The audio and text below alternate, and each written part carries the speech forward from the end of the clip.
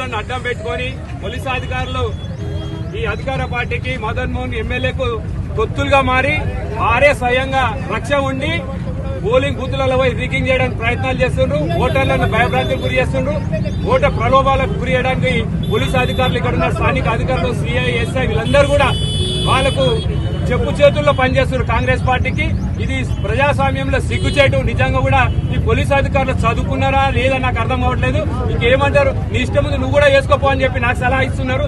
సిగ్గుండాలని నిజంగా చెప్తున్నాయి. ఇవాళ ప్రజాస్వామ్యం కూని చేస్తుంటే ఎవరు ఇక నాన్ లోకల్ ఉండద్దన్నాక తెలిసి కూడా పోలింగ్ బూత్లో ఎట్లా ఏ విధంగా పోతారు, ఏ రూట్ పోతారు. ఓటర్ అయితే పోవాలా, లేకపోతే పర్మిషన్ ఉంటే పోవాలా. ఏ పర్మిషన్ లేకుండా పోలీసు అధికారులే తీసుకుపోయి అల్లుని స్వాగతం పలుకుతున్నారు. నిజంగా కూడా ఇది సిగ్గుచేటు. ఇవాళ ఎల్లారెడ్డి ప్రజలందరూ కూడా చూస్తా ఉన్నారు. ఎల్లారెడ్డి కాదు, యావత్తు తెలంగాణ ప్రజలు కూడా గ్రహిస్తుంది. అరాచక కాంగ్రెస్ పరిపాలన తొలగాలని చెప్పి